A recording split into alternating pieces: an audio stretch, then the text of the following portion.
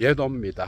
존재의 숲에 바람이 불면서 정오의 햇빛이 비치고 있습니다. 실록들과 새소리가 예도를 반기고 있는데요. 이 기운을 받으면서 예도는 칼융강이 5번째 이어나갑니다. 어디서도 들을 수 없는 예도만의 클래스로 풀어내는, 철학자가 풀어내는 칼융의 세계. 오늘의 주제는 왜 노자인가? 여러분 벌써 가슴이 뛰죠, 그죠? 예도가 오늘날까지 철학함의 길을 가는 데 있어서 많은 지혜를 공유할 수 있는, 그리고 때로는 정신적인 힘이 되기도 하는 그런 분들이 뭐 몇 분 있어. 많지는 않지만, 특히 멀리에 계시지만 항상 예도가 영적으로나 정신적으로 많은 힘을 얻는 원담 스님 같은 분들, 그리고 코리안 아슈람 회장 이명권 형님, 예도가 형님이라고 부르거든.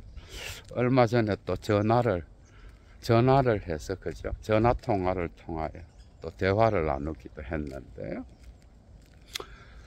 이명권 형님 같은 경우는 힌두교 철학, 그죠? 인도 철학이죠, 그죠?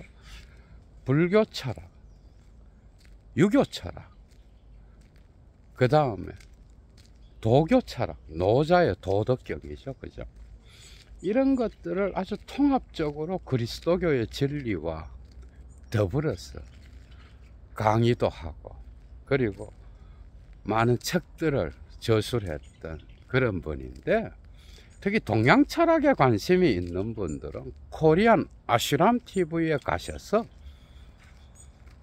많은 지혜를 얻고 도움을 받으시기 바랍니다.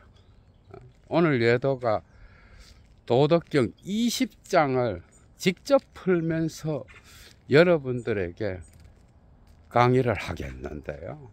그 작품 역시도 이명권 형님이 지은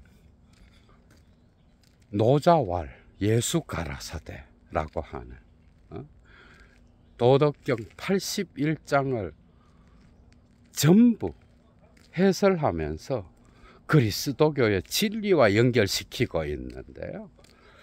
노자의 도덕경 강의는 주로 이 책을 참조하겠습니다. 예도가. 왜 노자인가? 왜 칼융은 노자를 좋아했을까? 이런 것들이 이제 질문의 단초가 되면서 여러분들을 칼융의 세계로 인도하겠죠, 그죠? 예도만의 클래스로 풀어내는 칼융의 세계. 강의의 가치를 아시는 분은 예도의 고정 강의의 가치, 그죠? 사막의 철학을 위하여 작게라도 예도 TV로 자발적 수업료 보내주시면 감사하겠습니다. 고정 강의는 작게라도 수업료 내고 듣는 것이, 그죠? 듣는 사람들에게도 유익하겠죠, 그죠? 이 한 편의 강의 속에 담겨져 있는 그 존재론적인 무게, 그걸 아시는 분들, 지금까지 1200개 이상의 강의를 했죠, 그죠?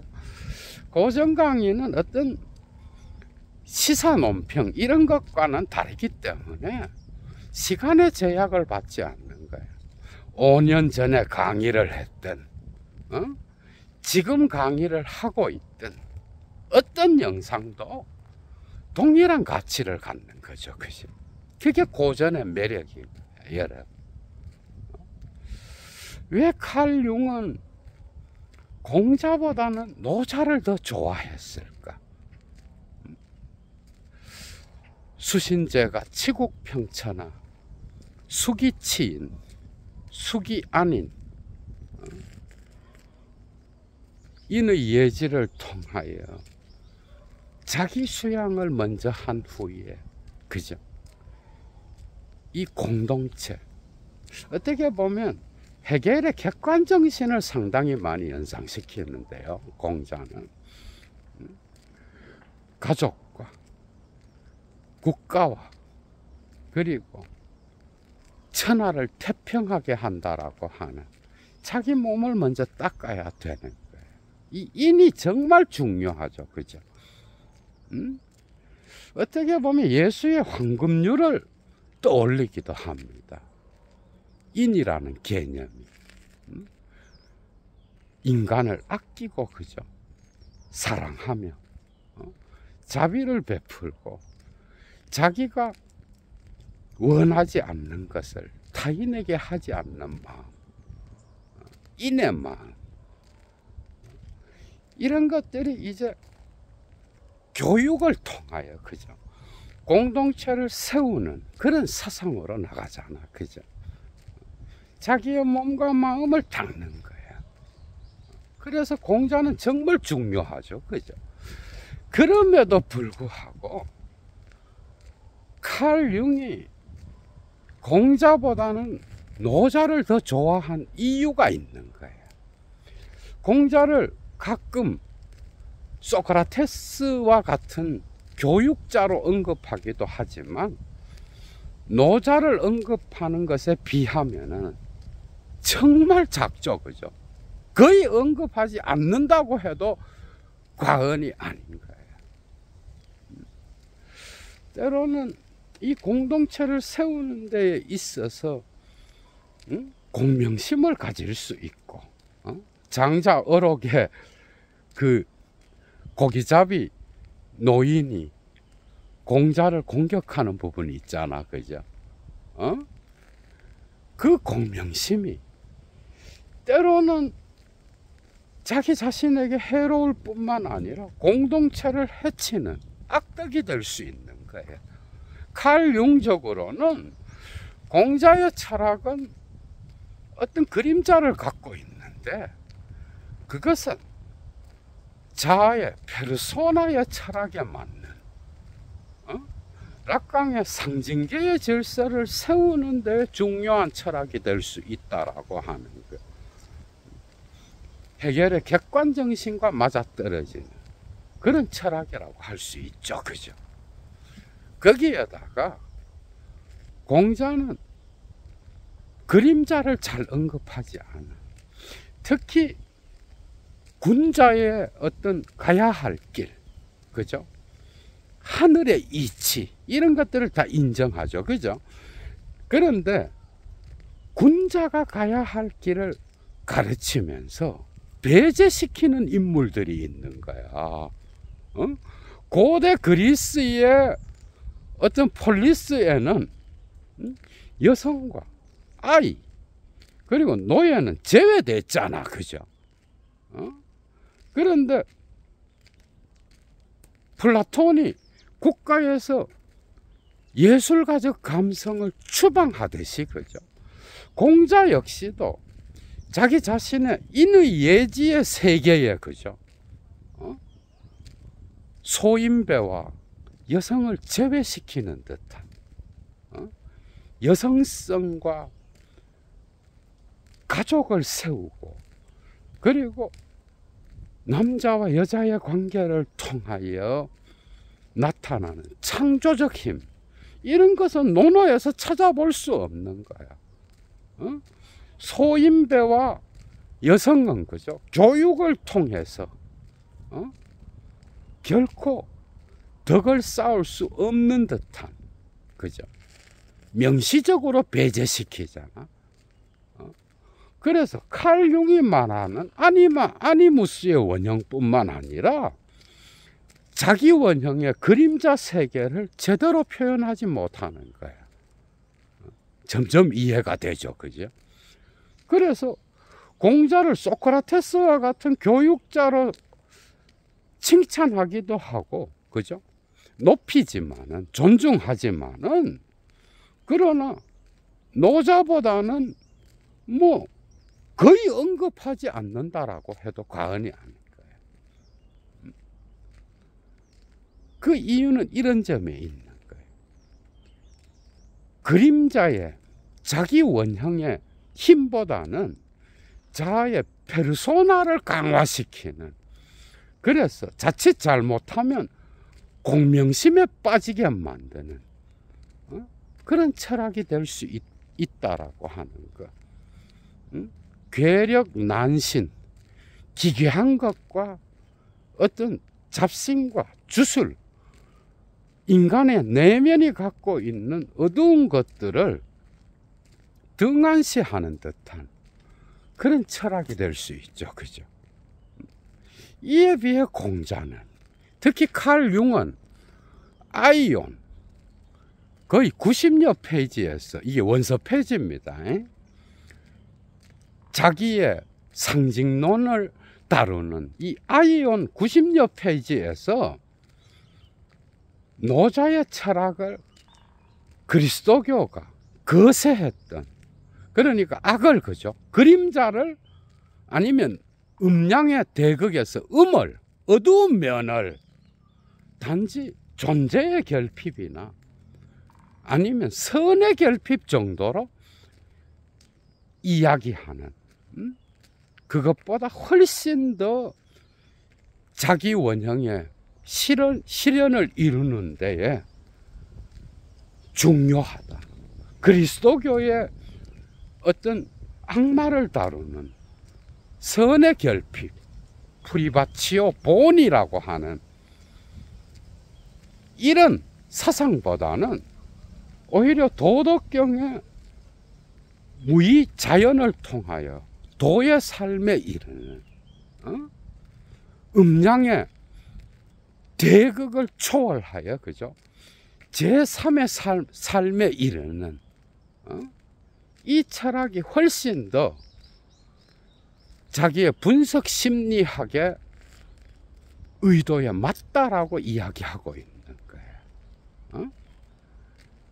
사실 불교도 그렇잖아, 그죠? 그래서 불교나 도교, 노자의 도덕경을 언급하는 것보다, 그죠? 이 공자는 정말 너무 작게 언급하고 있는 거예요. 그리스도교는 아예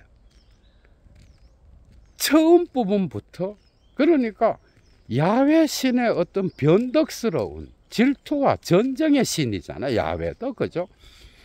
그것이 점점 최고선으로 가면서 거기에서 그림자를 제거하는 그 역사를 추적하는 거야. 그러니까 히브리 종교 때부터 나타난 야훼 신, 그리고 그 이후에 그리스도교의 삼위일체 신성과 통합되면서 어떻게 이 악마적 본성, 신적 본성 안에 어두운 그림자를 거세하고 제거하게 되었는지를 추적하여 비판하잖아, 그죠? 곳곳에서 나타납니다. 이런 주제는 특히 전집 11권, 그죠? 11권에 나타나는, 그러니까 서양 종교와 동양 종교의 심리학에 관하여, 거기에는 거의 첫 번째 부분에 나오는 논문이 있는데요. 푸시콜로기 운트 렐리기온, 심리학과 종교라고 하는, 이것은 예일대학에서 발표했던 논문이에요. 그 이후에 나타나는 삼위일체 교리의 심리학적 해석이라고 하는 논문, 그리고 히브리 대학의 종교철학자인 웨르블로스키의 프로메테우스와 루시퍼 운트 프로메테우스, 이 작품을 언급하면서 말하는, 그죠? 그리스도교 안의 신성, 이 신성은 왜 그림자를 제거하게 되었을까? 이런 주제를 추적하는 거예요. 그것의 이유는 무엇일까? 그리고 신성에서 그림자를 제거한 이후에 서구 유럽의 문화, 그리스도교의 문화는 어떤 악을 저지르게 되었는가? 이런 질문들이 융의 전집 11권 작품의 곳곳에 나타나는 거예요, 여러분. 여러분들 생각해봐. 그러니까 인도 신화, 그리스 신화, 그리고 페르시아 신화, 곳곳에 다른 문화권의 신화들을 보면은 신성 안에는 그림자가 함께 섞여 있습니다, 여러분. 그리스도교의 신성 안에만 이 그림자가 적어져 있어. 응? 예를 들면은 그리스 신화에서만 봐도, 그죠? 신들끼리 근친상간을 하고, 그리고 아버지 살해를 일으키고, 계략을 통하여 다른 신들을 죽이기도 하고, 인간을 괴롭히기도 하고, 질투하고, 그리고 알력을 일으켜서 싸우는 그런 내용이 얼마나 많아. 대지의 여신인 가이아 신만 해도 그래, 여러분. 아들 크로노스와, 그죠? 어떤 계략을 통하여 아버지 우라노스의 난근을 잘라버리잖아. 이런 이야기는 흔한 거야, 여러분. 이것은 또한 인도 신화에도 나타나.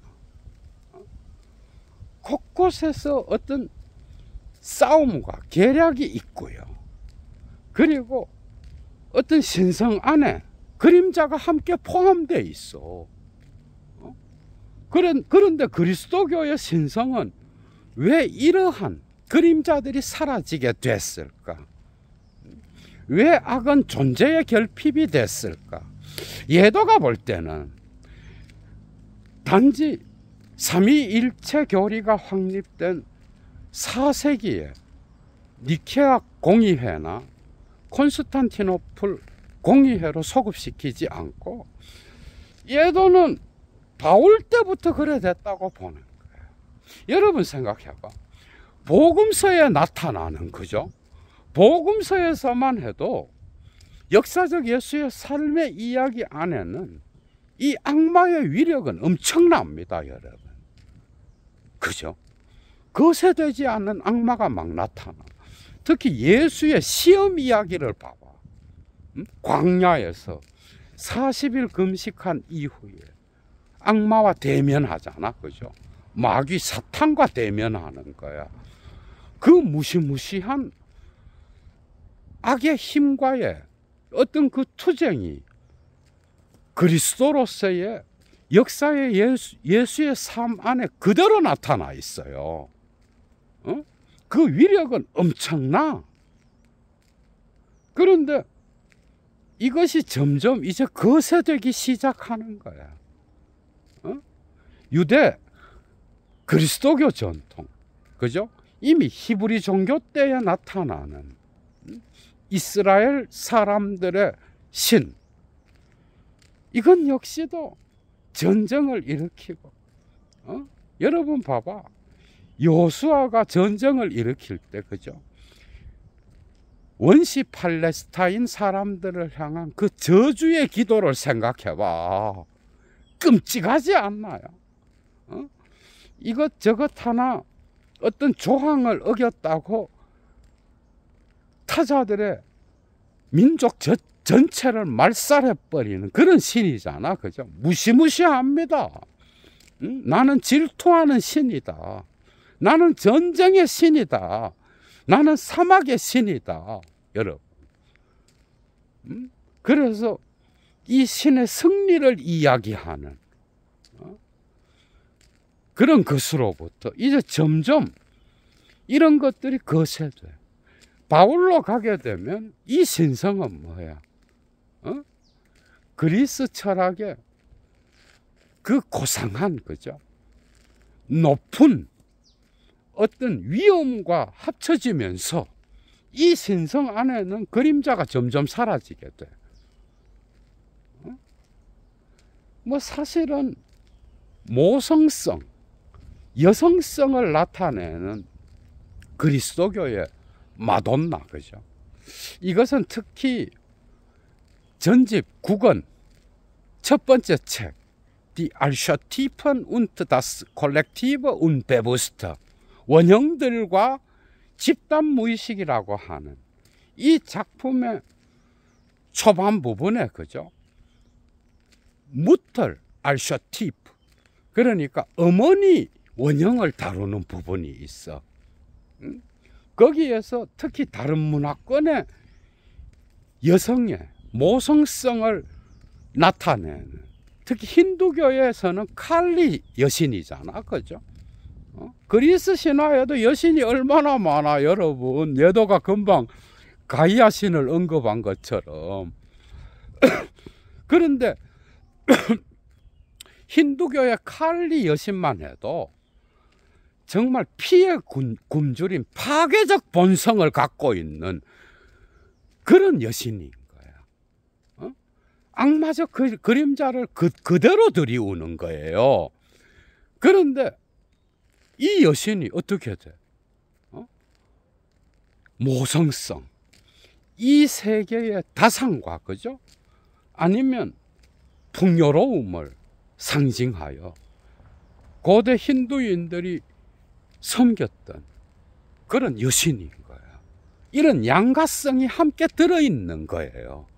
그러니까 다른 문화권의 신성에는 어두운 그림자와 밝은 빛이 함께 공존하고 있다라고 하는 거, 그죠?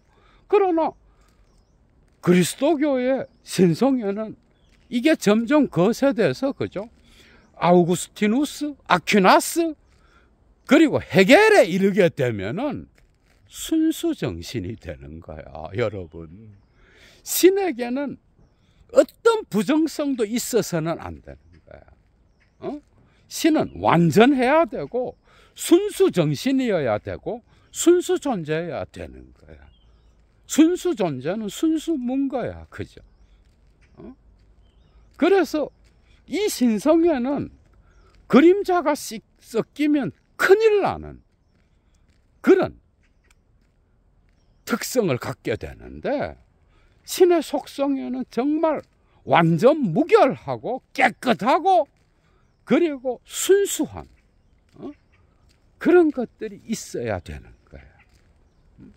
이러한 순수의 논리가, 이건 예도의 용어인데요, 순수의 논리가 들어가게 되면서 그리스도교의 문화권은 이제 이 자기들이 신성으로부터 제거했던, 거죠, 이 모성성, 여성성, 육체성, 물질성, 이게 이제 칼 융이 그리스도교의 신성의 네 번째 위격으로 갖다 놓잖아, 그죠?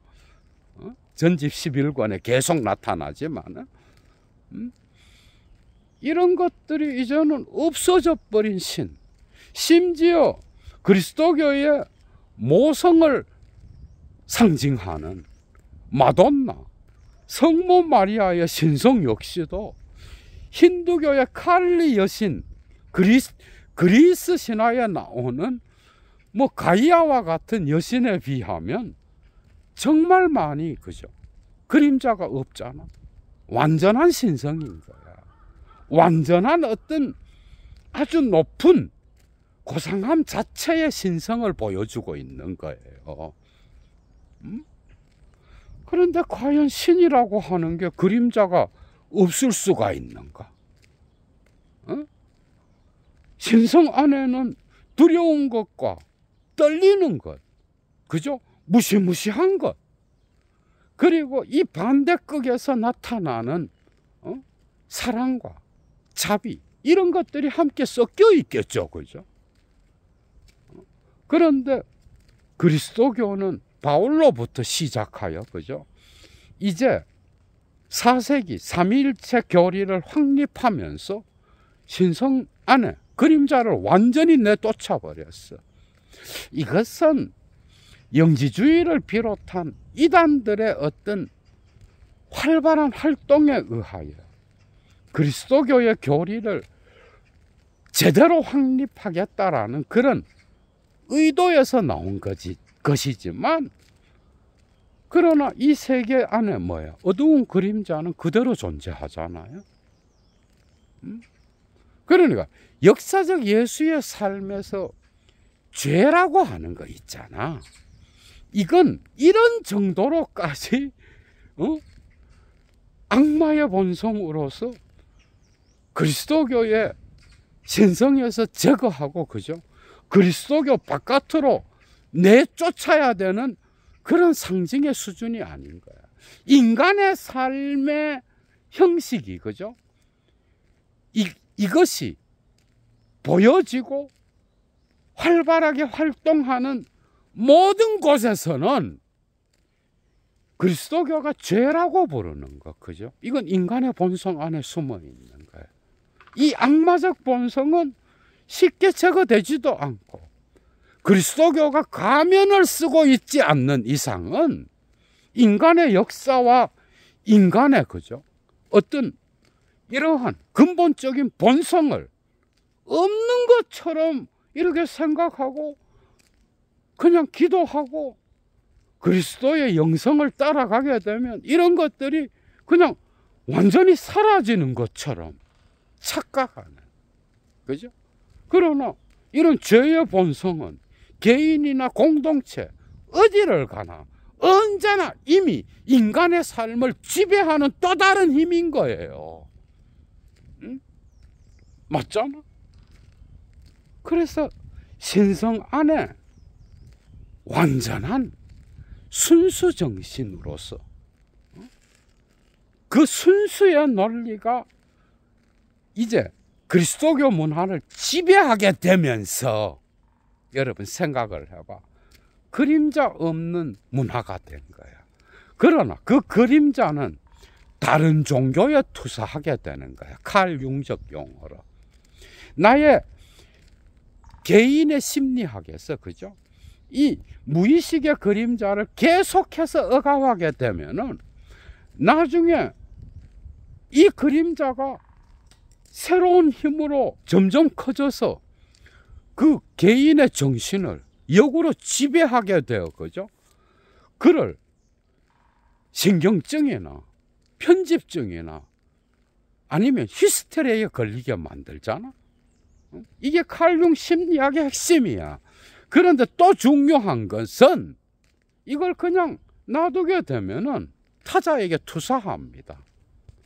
이 프로젝션, 이걸 통하여 역사에 씻을 수 없는 전쟁과 공포, 혐오를 만들어낸 게 그리스도교의 역사 속에 숨어 있는 거야, 여러분. 십자군 전쟁, 중세 말로부터 수세기 동안 진행된 마녀 사냥, 그 안에는 여성 혐오도 같이 숨어 있었다라고 하는 것은 어느 정도의 지성인이라면 다 알고 있는 거잖아, 그죠? 그 이후에 종교개혁 이후에 나타난 30년 전쟁, 그 이후에 궁극적으로 칼융의 시대까지 이르렀던 1, 2차 세계대전, 그리스도교 국가들끼리 싸운 전쟁이잖아, 그죠? 이 순수의 논리가 이제 집단 무의식으로서 문화권 전체를 덮어서, 그죠? 서구인들에게 서로 죽고 죽이는, 만인에 대한 만인의 투쟁을 만들어냈다라고 하는 거. 얼마나 무시무시한 결과야. 그러나 비교적 그리스 신화라든지 아니면 인도 신화, 동양권의 신화들 안에는 모든 신성들 안에 적절하게 이 그림자가 뒤섞여 있었어요. 초기의 히브리 종교에서 나타난 야훼 신 역시도 이 그림자를 갖고 있었던 신인 거야, 어느 정도. 이게 거세되면서 해결의 절대정신, 순수정신이 되는 데까지는, 그죠? 어떤 역사를 감추고 있었느냐 말이야. 자기 신 안에는 그림자가 없다. 그러나 이 순수의 논리를 어기는 다른 종파의 신, 아니면 다른 종교의 신성은 더러운 신들이요, 잡신들이요, 그림자로 가득한 그런 신들이다. 이 투사를 통하여 이제 이 종교 전쟁은 엄청난 비극의 역사를 만들었다라고 하는 거예요. 이런 것들이 칼 융의 진단이죠, 그죠? 그러니까 신성 안에 밝은 면과 어두운 면이 모든 문화권의 신화 속에는 들어있는데 그리스도교의 신성에서만 없는 거야. 완전 거세시켜 버렸어. 그래서 어떻게 보면 밀턴의 신라권에 나오는 거죠. 여러분 생각해봐. 그래서 이런 거세를 통하여 중세 11세기에, 그죠? 이 유럽 문화에는 이 세계를 창조한 자는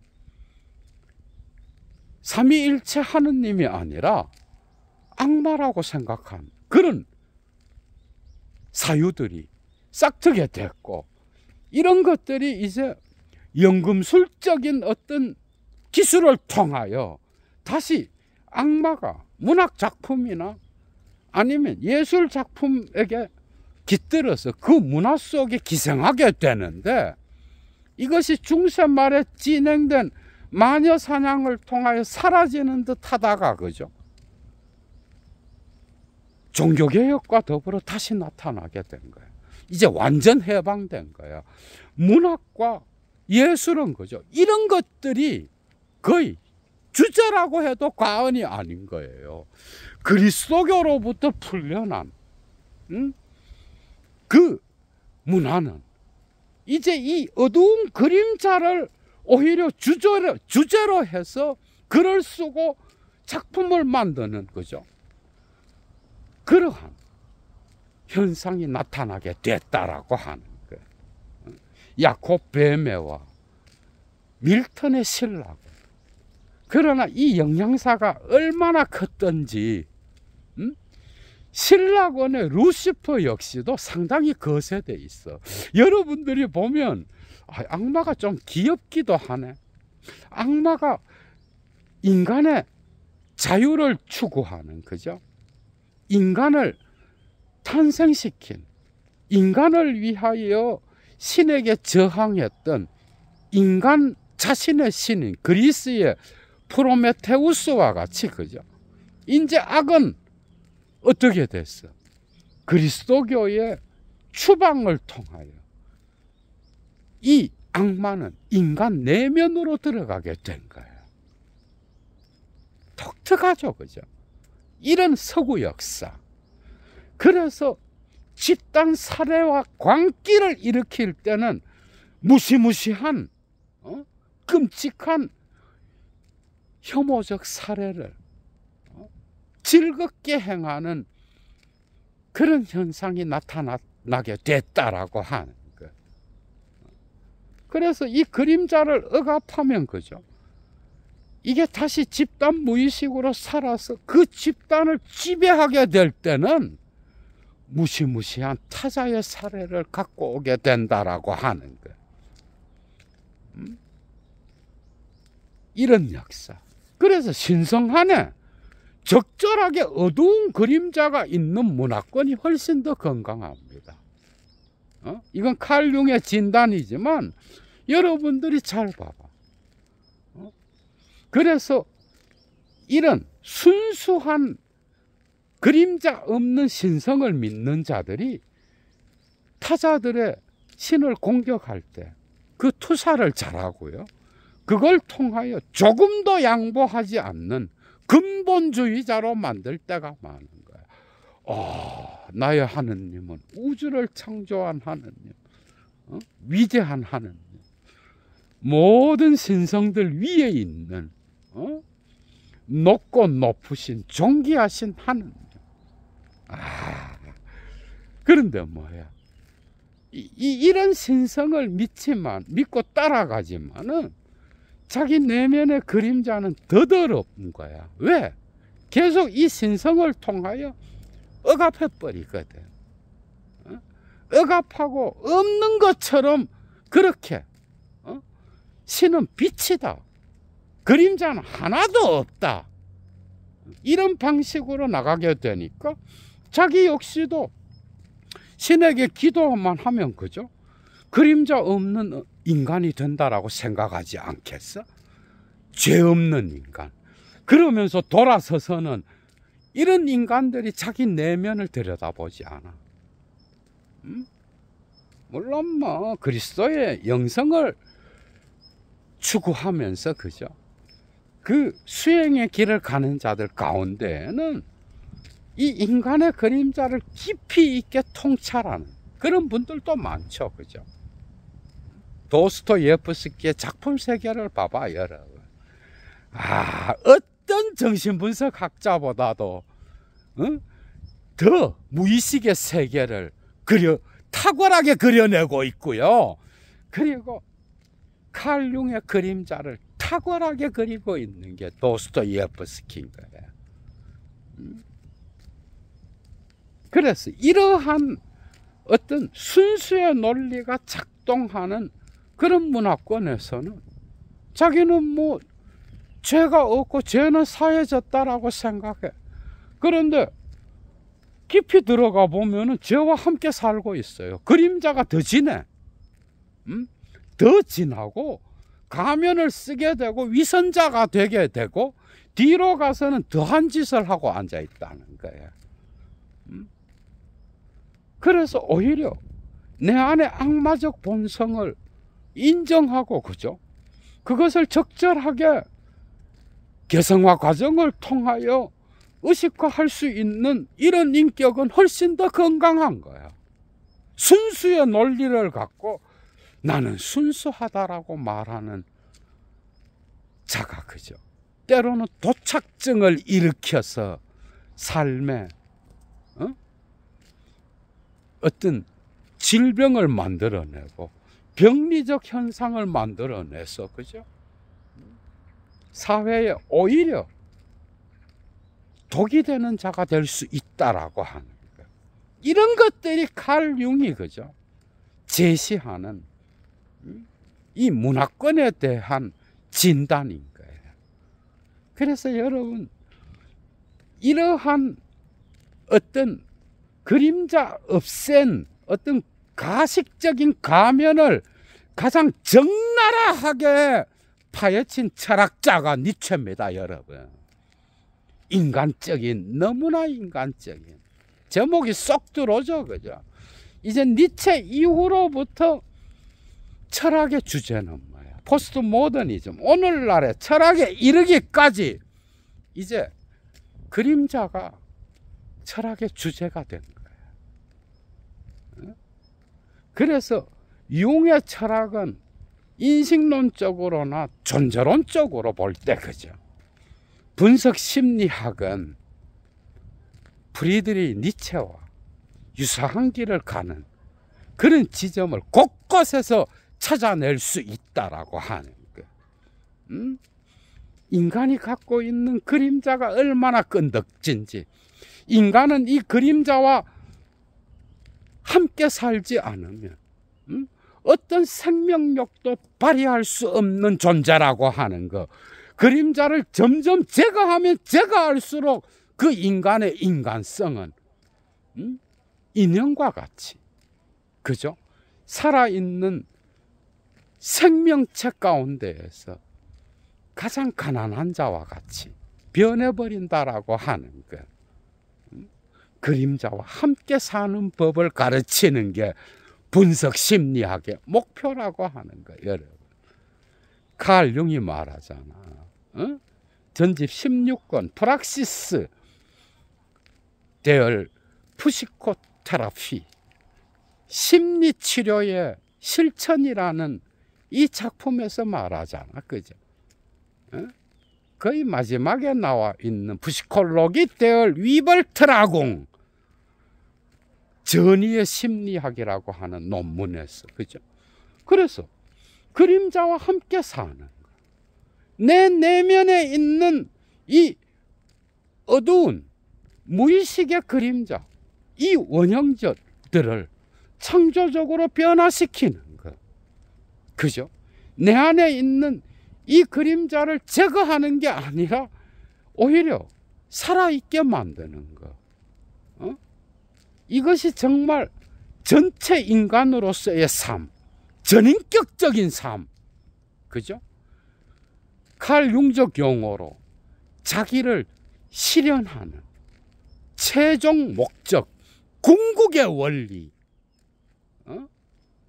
전체 인간, 전체 정신으로서의 그러한 자기 실현의 삶을 살아갈 수 있는 그런 인간이 된다라고 하는 것. 그림자와 함께 사는 법을 배워라. 게잠트 가이스트, 게잠트 레벤. 이게 칼 융의 자기 심리학의 분석에서, 그죠?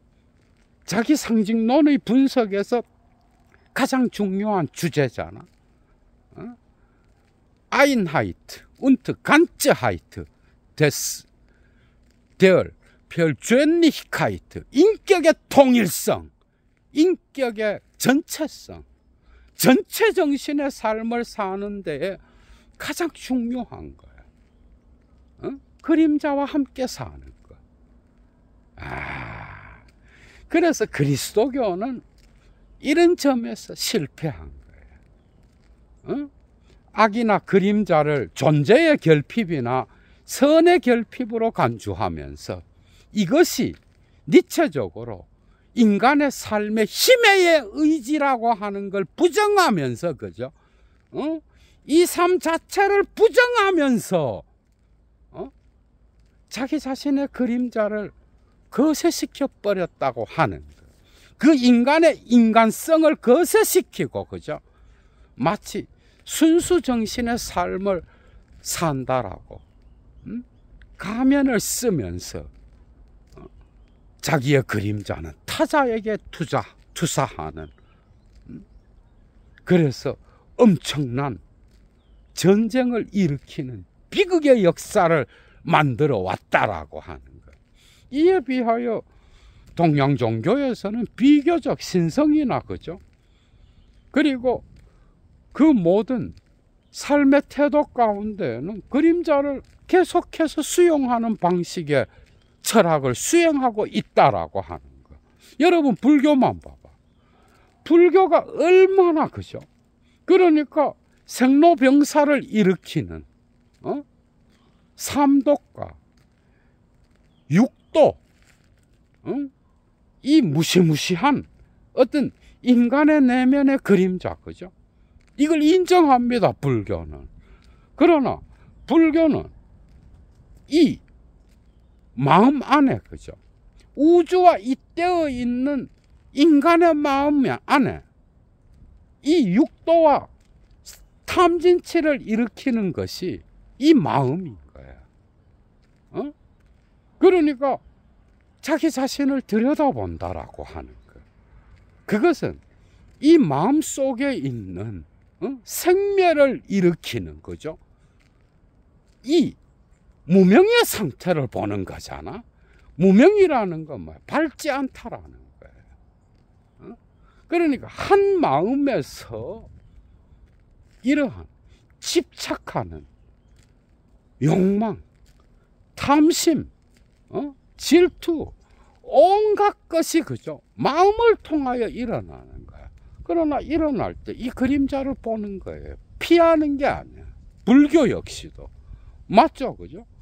그러나 이걸 봄으로써 청정한 마음, 진여의 상태에 있다라는 건 뭐예요?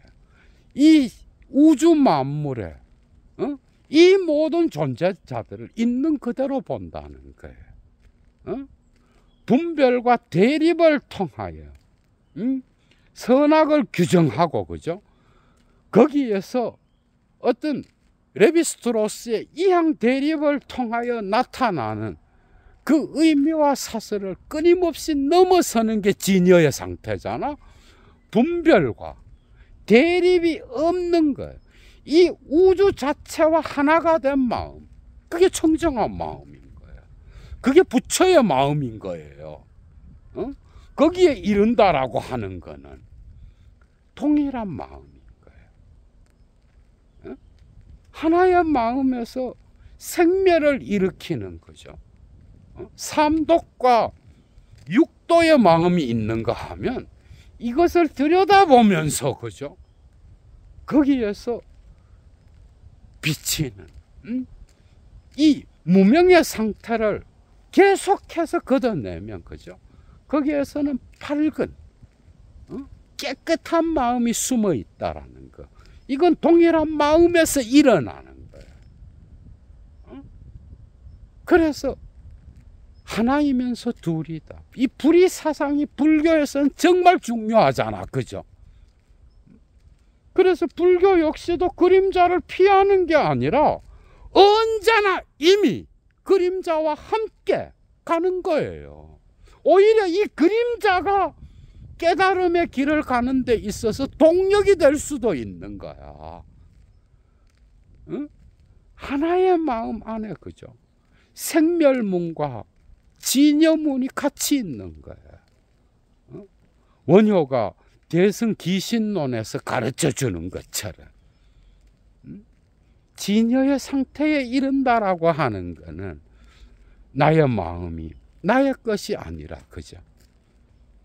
이 우주 전체와 연결되어 있다라고 하는 것, 이 세계의 사물 자체를 있는 그대로 본다라고 하는 것, 나의 이성에 의하여 이항 대립적으로 선과 악, 이건 좋고 이건 나쁘다, 이런 식으로 분별하고 나누는 그런 마음이 아니라 이 우주 자체를 있는 그대로 보는 마음, 이게 부처의 마음인 거예요. 진여의 상태, 그죠? 그러나 그 진여는 언제나 무명과 잇대어 있다라고 하는 거.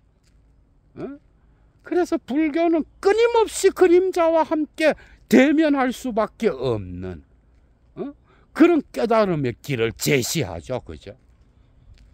역시 노자도 그래요, 여러분. 노자 철학의 핵심이 뭐야, 여러분? 노자 철학의 핵심은 이 음양의 양 대극, 그리고 선과 악의 이분법, 아름다운 것과 추함, 높은 것과 낮은 것, 그리고 고상한 것과 비천한 것, 이러한 음양의 대극을, 그죠? 끊임없이 초월하여 무의자연의 도의 삶에 이르는 거잖아, 그죠? 사실 도덕경은 1장부터 37장까지는 어떤 도의 원리를 가르치는 그런 내용으로 구성되어 있죠, 그죠? 38장부터 81장까지는 이 원리에 근거하여 실천적 덕을 세우는 그러한 덕스러움의 이야기를 하는, 무의자연의 삶이 어때야 됐는지를 이야기하는 그런 내용으로 구성되어 있잖아. 그래서 칼 융이 아이온에서 언급하는 것처럼 이런 음양의 대극을 끊임없이 넘어서는, 선악의 이분법을 끊임없이 넘어서는 이런 것들도 역시 불교와 맞아떨어지는 게 많죠, 그죠? 사실 인도의 불교가 중국에 정착할 때 이미 이 노자의 도덕경이 있었다라고 하는 것은, 그죠? 이 불교 철학이 중국의 세계관 안에서 정말 또 다른 방식으로 엄청나게 성장할 수 있는 토양이 있었다라고 해도 과언이 아닌 거예요. 그래서 이런 것들, 음양의 대극을 넘어서서, 그죠? 끊임없이 제3의 삶으로 가는 것, 끊임없는 초월을 통하여, 초월적 기능을 통하여 어떤 합의를 통하여 전체 삶, 전체 정신에 이르는 전인격적인 삶의 자세를 보여주는 그런 철학이라고 하는 거. 그래서 칼 융은 노자를 좋아했던 거야, 여러분. 특히 그가 어떤 심리학적 유형을 다루는 곳곳의 논문에서는 노자가 계속해서 나타나잖아, 그죠? 음양의 대극을 초월하는 합의를 통하여 또 다른 삶의 중간지대로 가는 이러한 무의자연의 도의 철학, 융은 너무나 좋아했어. 곳곳에서 노자를 언급하고 있습니다, 여러분. 노자의 상징에서 가장 중요한 게 뭐예요? 밝은 빛이 아니야, 여러분. 화광동진이라고. 이 빛은 언제나 감추어 있으며 이미 사장에서 나오고 도덕경 곳곳에서 빛은 어두움과 함께 있다라는 걸 이야기하고 있는 게 노자인 거야, 여러분. 지혜라는 건 뭐냐? 진짜 자기 자신의 똑똑함을 통하여 공동체에 유익을 끼치고도 그것을 드러내지 않는 게 진정한 지혜인 거야. 공을 세웠으면 물러날 줄도 아는 거야. 공수신퇴. 그죠? 구장에 나오잖아. 모든 높은 것과 모든 고상한 것은, 모든 고귀한 것은 언제나 낮은 것, 그리고 비천한 것에 근거하고 있다라고 하는 거. 39장에 나오잖아. 그죠? 그러니까 높은 것이 다고 이성적인 것이 다고 아니면 고상한 것이 다고 높은 것이 다다. 이건 도가 아닌 거예요. 이것은 공명심을 일으켜서 때로는 자기 자신의 삶에 해악을 갖고 올 수 있는, 그래서 공동체에 해를 끼칠 수 있는 그런 태도인 거예요. 노자의 사상은 뭐예요? 모든 높은 것은 낮은 것이 없다면 존재하지 않는다라고 하는 거예요. 아름다움을 말할 수 있다라는 건 언제나 이미 추함이 있기 때문이다. 그래서 모든 빛은 감추어졌을 때, 그죠? 그리고 티끌과 더불어 있을 때 그 빛은 진짜 이 세계의 모든 만물을 유익하게 하면서 모든 인간을 정말 행복하게 하는 그런 도와 같은 거예요. 빛은 밝게 빛나기만 하면 오히려 그 빛은 질투를 일으켜서 화를 만들어낼 수도 있는 거예요. 그래서 노자의 상징은 언제나 희미한 빛입니다, 여러분. 칼융적으로 음양의 대극을 끊임없이 넘어서는, 그죠? 그래서 빛과 어두움을 조화시키는 그러한 철학, 희미한 빛으로서의 그림자와 섞여 있는 빛, 언제나 티끌과 뒤섞여서 아래의 것으로 내려갈 수 있는 그런 빛.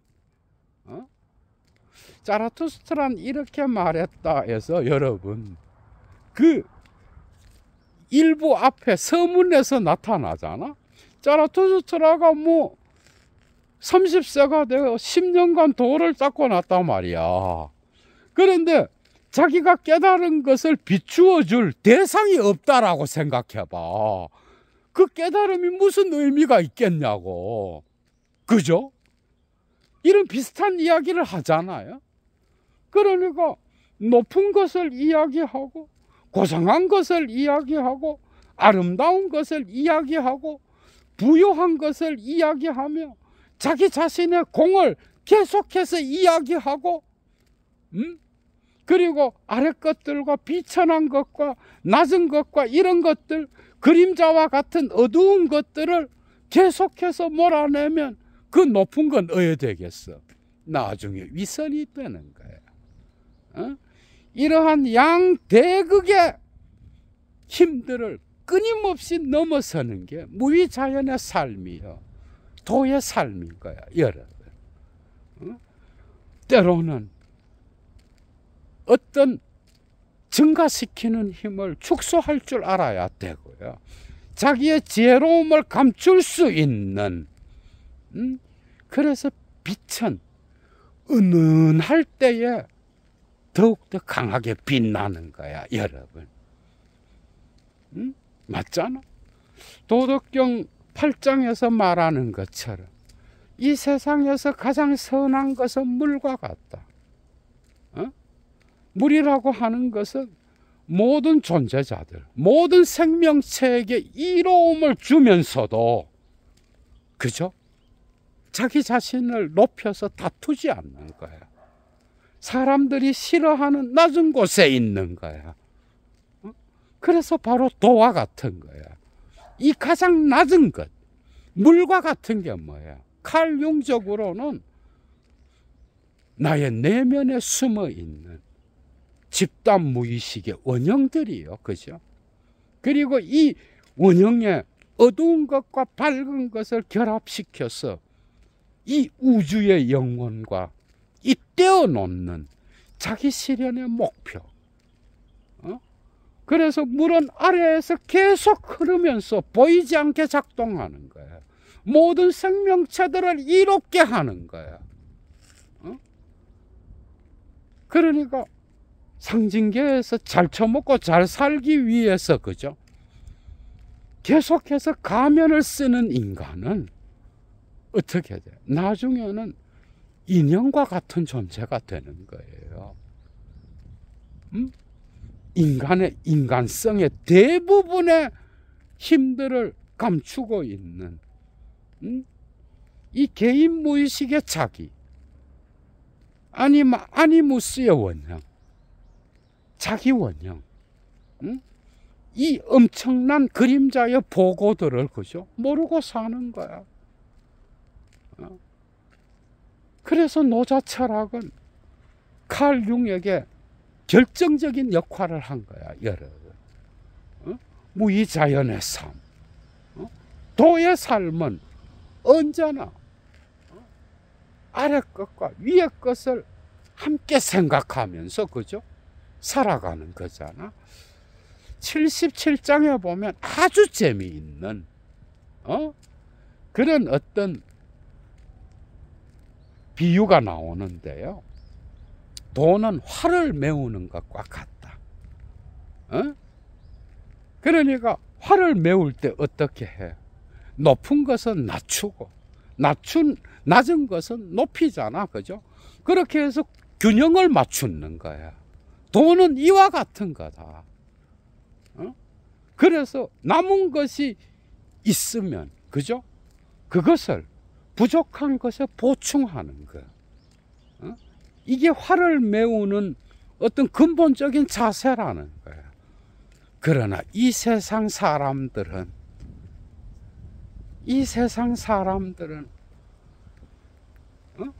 부족한 것을 더 빼앗아서 남은 자들을 보충하는 방식으로 살아가는구나. 야, 오늘날 이 자본주의 사회에 철퇴를 날리는 거야, 여러분.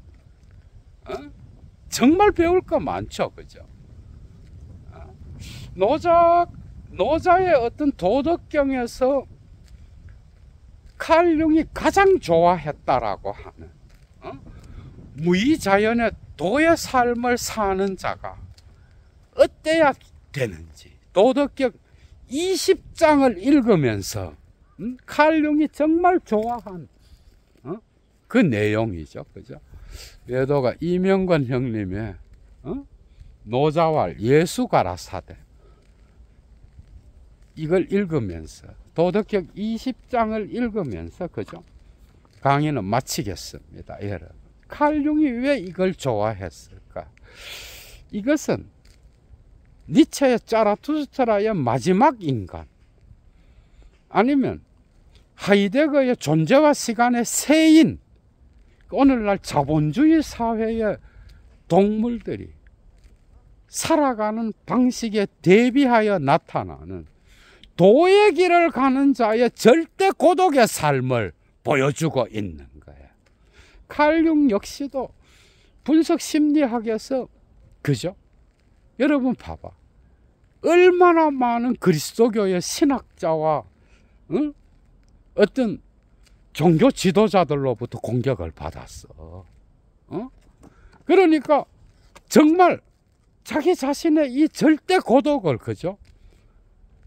자기의 어떤 그 개척자의 정신을 갈 때에, 진리의 길을 갈 때에 그 길이 얼마나 고독했는지, 이걸 노자의 도덕경 20장을 읽으면서, 그죠? 도의 길을 가는 자가 어때야 되는지, 그죠? 그런 것들을 보고 있는 거지. 어떻게 보면은, 그죠? 자, 이제 20장. 이게 벌레가 또 예도를 또 괴롭힙니다. 20장 들어가면서 도의 삶을 사는 자, 그는 어때야 되는지, 이거를 읽으면서 공부하고 오늘 강의를 마치겠습니다. 여러분, 이런 내용이 있어. 배움을 끊어라. 학문을 끊어라. 근심이 사라질 것이다. 이때 예라고 공손하게 대답하는 것. 여러분, 학문을 할 때, 배울 때 예스라고 말하잖아, 그죠? 대답하는 것과, 아니면 노라고 대답하는 것 사이에 거리가 얼마란 말인가? 착하다는 것, 그리고 악하다는 것, 선하다는 것과 악하다는 것 사이의 거리가 얼마란 말인가? 여러분, 그 전도서의 어떤 유대 그리스도교 전통의 지혜 문학이잖아, 전도서가. 거기에도 이런 게 나타나. 삼천궁녀를 거느리고 지혜를 깨달은 솔로몬이 말하는 건데, 그런데 거기에는 최고의 지혜는 야훼라고 하는 그 신을 경외하는 거라, 이렇게 하고 마치잖아, 그죠? 계속 이어갑니다. 사람들이 두려워하는 것을 나 역시 두려워하고 있구나. 도의 길을 가는 자 역시 다른 사람들과 더불어, 그죠? 두려워하고 있다, 이 말이에요. 그러나 이런 것들은 정말 너무도 황당하기 그지없구나. 계속 이어갑니다, 여러분. 야, 그러니까 도의 삶을 사는 자의, 그죠? 그 절대 고독의 삶이 있는 거예요. 불교 수행자나, 그죠? 그리스도교의 영성의 길을 가는 자들, 모든 사람들은 절대 고독에 직면하는 거예요. 시를 쓰는 자, 예술가의 길을 가는 자, 철학자, 모든 자들이 절대 고독에 직면하죠, 그죠? 자, 여기서부터 재미있습니다. 뭇 사람들은 소를 잡아 잔치를 즐기는 듯한데, 그러니까 도의 길을 가는 노자 자신은 다른 사람들 같지 않다는 거예요. 남들은 소를 잡아서 잔치를 하고 맛난 음식을 먹고 그렇게 사는데, 그리고 봄철에 망대에 올라 즐거워하는 듯 하는데, 놀러도 가고, 그죠? 지금이 봄이잖아. 그런데 나만 홀로 아무런 징조도 없이 웃을 줄 모르는 갓난 아기와 같고, 그 고달픔이 돌아갈 곳이 없는 사람과도 같구나. 한마디로 말하면 뭐야? 놈들은 놀러도 다니고 기쁘게 사는데 자기 혼자만 처박혀서 그죠? 고독에 쌓여 있다 이거야. 그래서 웃을 줄 모르는 아이와 같이 절대 고독의 직면에 있다는 거예요. 계속 나갑니다.